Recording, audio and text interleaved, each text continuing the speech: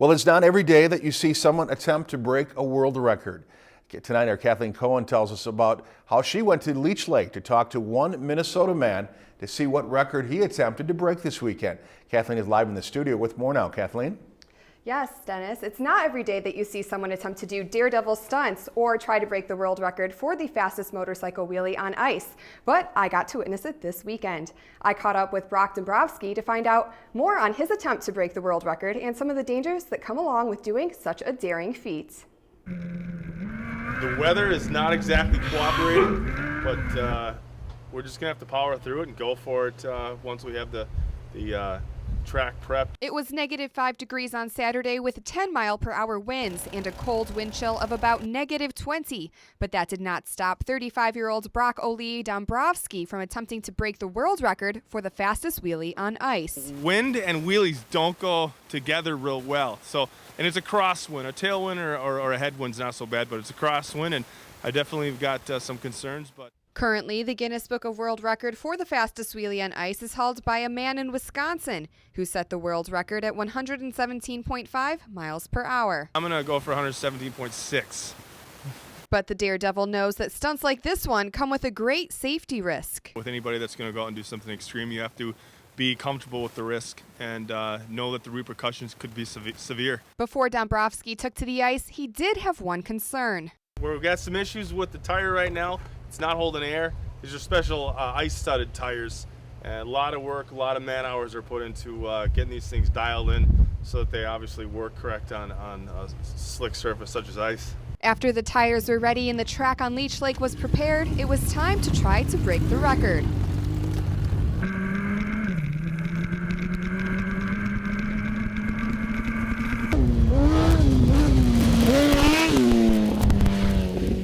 How'd it go today? Well, if good means that you're a little bit out of control and you think you're going down hardcore, it went great.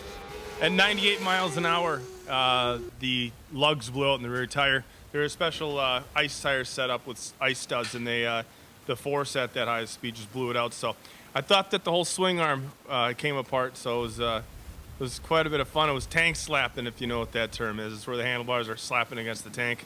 While Dombrowski didn't quite break the record, he says he is not going to give up. Before we're swimming in that lake, we're going to be pulling world fast wheelies on that lake. And says, regardless, the ride was a lot of fun. It was absolutely awesome. I had a lot of fun. I had a lot of fun having people out. It was a lot of work putting it on, flooding the track, getting the tires built, getting everything put together. It's been a lot of fun having everybody come out and help with this, and I feel privileged, and I'm excited to do it again in a few weeks. Dombrowski said that the idea to try to break the world record for the fastest wheelie on ice came to him and his buddy Cecil Bubba Myers when they were in Europe over the summer attempting to break the world record for the fastest wheelie on pavement.